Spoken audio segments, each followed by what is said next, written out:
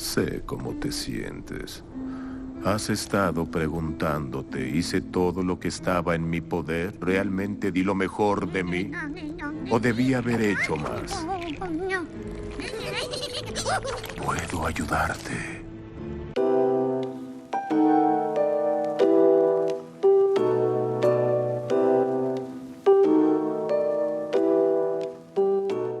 La peli inicia con los niños Jorge y Pedro contando algo así como la historia de origen del Día de Muertos a su pequeña amiga Salma. En ella relatan que un hechicero logró engañar a la muerte para que nunca lo encontrara, e hizo a todo el pueblo invisible ante la muerte, por así decirlo. Y al principio estaba chido porque nadie moría, pero con el paso del tiempo comenzaron a ver los contras, gente muy mayor o muy enferma que simplemente no podía morir. De alguna manera que no explican, la muerte sí pudo dar con Morlet, y con el paso de los años volaron el puente que conectaba a su castillo, lo cual rompió el hechizo del pueblo y la muerte pudo llegar. Se comenzó a llevar a la gente que ya le tocaba morir, y aquí de alguna forma las personas vivas aún podían ver y convivir con los espíritus de los difuntos, por lo que se pudieron despedir, lo que conmovió a la muerte tanto que les dio un reloj de arena. Al terminarse, volverían los espíritus de los difuntos a visitarlos, creando así la tradición del Día de Muertos.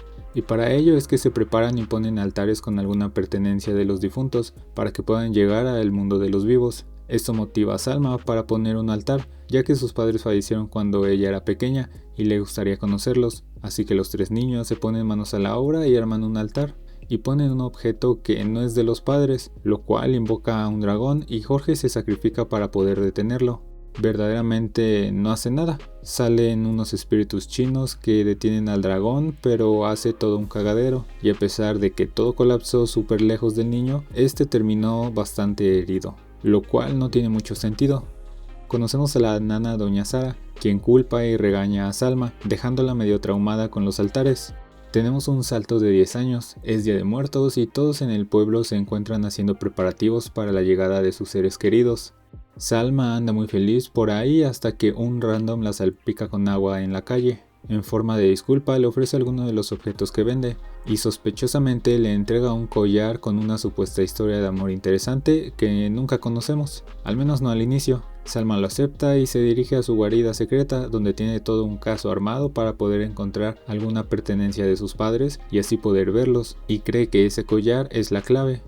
Pedro y Jorge están ahí un poco haciendo el tonto para poder ayudarla con el altar. Cuando por fin lo logran, pasa algo que provoca el enojo de Doña Sara de nuevo. Salma, toda frustrada y molesta de no poder conocer a sus padres, decide finalmente ir al castillo para ver si encuentra algo que la pueda ayudar. Ya en la isla, Pedro se intenta hacer el valiente, termina fracasando, pero dan con un ajolote que los termina ayudando a entrar al castillo. Ahí se topan con un libro misterioso que Salma, por alguna razón, sabe leer, y le trae ciertos recuerdos de sus padres de cuando era una beba. Lanza una especie de hechizo que abre un portal y los arroja a unas ruinas.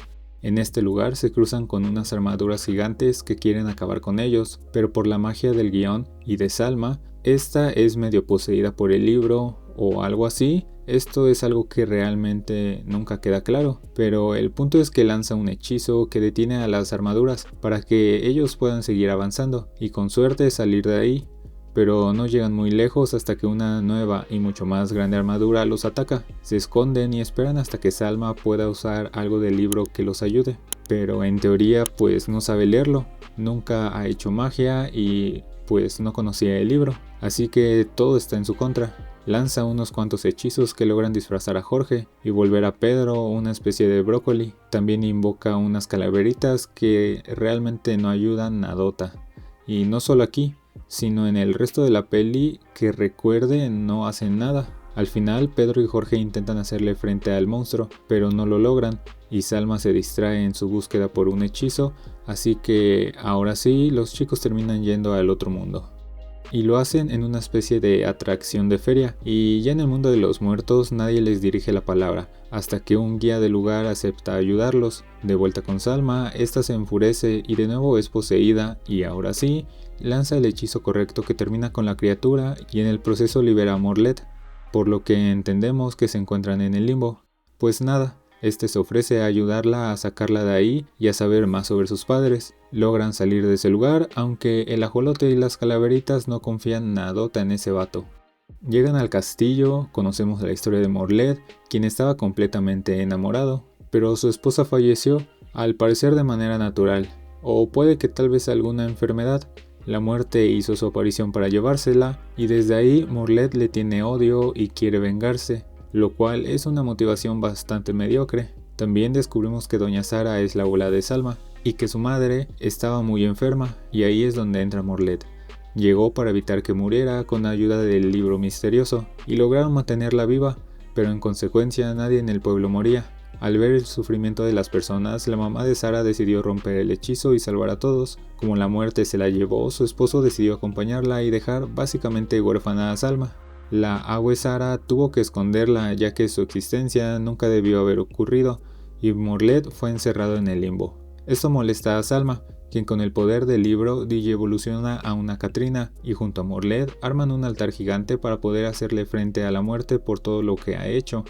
Por otro lado, a Jorge y Pedro les explican que las mariposas de ese lugar son los recuerdos que tienen las personas de sus seres queridos, y en el Día de Muertos pueden usarlas para volver al plano de los vivos para así visitarlos. Entonces deciden atrapar alguna mariposa para poder regresar con Salma. No sale bien y se terminan agarrando a golpes en un bar con unos esqueletos gringos, hasta que quien los ayuda resulta ser su padre.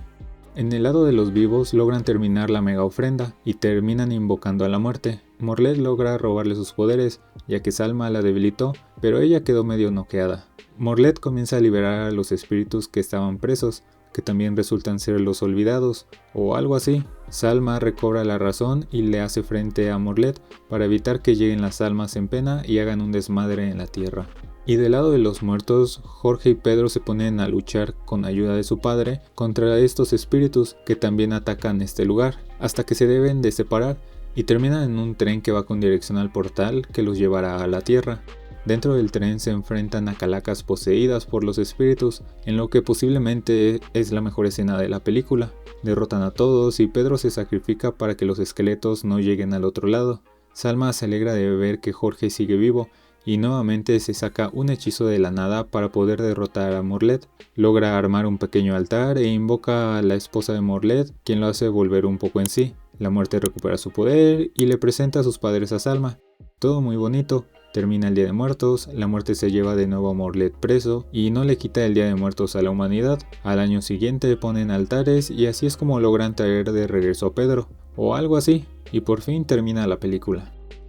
Hay películas malas, hay películas muy malas, y luego está Día de Muertos, que parece una presentación escolar hecha con prisa, pegamento blanco y el trauma de alguien que nunca consiguió un presupuesto decente. Porque sí, esta película quiere competir contra Coco, pero en la práctica se siente más como una versión pirata comprada afuera del metro, misma temática, pero cero alma.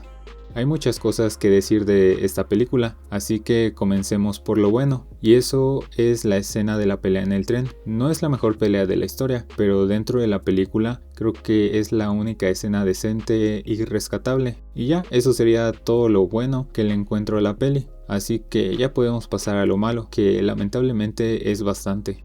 Comenzando por la animación, que es realmente mala. Parece que los diseños aún están renderizando, los fondos están súper vacíos. Cuando están en el centro de la ciudad y cuando se encuentran en el inframundo, prácticamente no hay nadie. Cuando Jorge y Pedro pelean por todos lados, tampoco se ve a nadie. Además, son completamente inexpresivos los rostros de los personajes. Viniendo de las reseñas de Coco y Scooby-Doo en la isla de los zombies, donde tenemos tanto diseños 3D como el clásico 2D, en ambos eres capaz de ver las emociones a través de los rostros de los personajes, y aquí nadota. Y ya que mencioné a Coco, el diseño del mundo de los muertos presentado aquí es realmente lamentable, de lo más aburrido y poco creativo que he visto en bastante tiempo. En Coco, este mundo es todo un personaje más en la historia, y aquí da bastante igual. Bien podría ser una ciudad random que sí existe en algún lugar en México. Recientemente vi Yo Soy Frankelda, y el mundo que te presentan ahí también es una locura. Un diseño increíble, quién sabe qué fumaron para imaginar todo eso, pero funciona. Te hace sentir que verdaderamente estás en otro mundo, y en Día de Muertos eso no pasa. Y solo como un comentario extra de algo curioso que vi en esta peli, es que me resulta algo interesante cómo es que todos, si no es que la mayoría de los personajes, al menos de los vivos, tienen una tez blanca, Y ni mencionar los ojos de color de la prota, siendo Pedro el único con la piel un poco más morena. No sé, es algo raro. Es decir, en Coco sí vemos a todos los personajes con una piel morena, que es como la tenemos la mayoría de los mexicanos. Pero pues no sé, al igual y fue cosa mía. Tal vez estaba mal configurado mi monitor o algo así para que se vieran de esa manera los personajes. En cuanto al audio, en general es bastante X, la música no aporta nada, no te involucra ni te hace sentir parte del momento, y las pocas canciones que hay están para el olvido.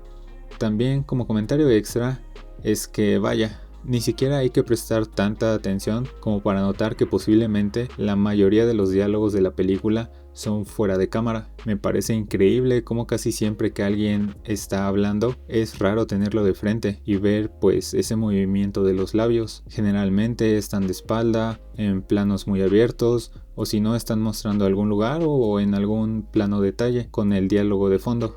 Una de mis más grandes molestias es el doblaje, que bueno, creo que va un poco de la mano con el guión, porque realmente los diálogos son espantosos, pero por el hecho de que hay un excesivo uso de modismos que desentonan por completo en todo momento, se sienten súper forzados y completamente antinaturales, y ya entrando al guión, pues es malo, acorde con el resto de aspectos en la película, y se contradice muchas veces. Nadie tiene claro cómo funcionan las reglas del mundo que tratan de vendernos.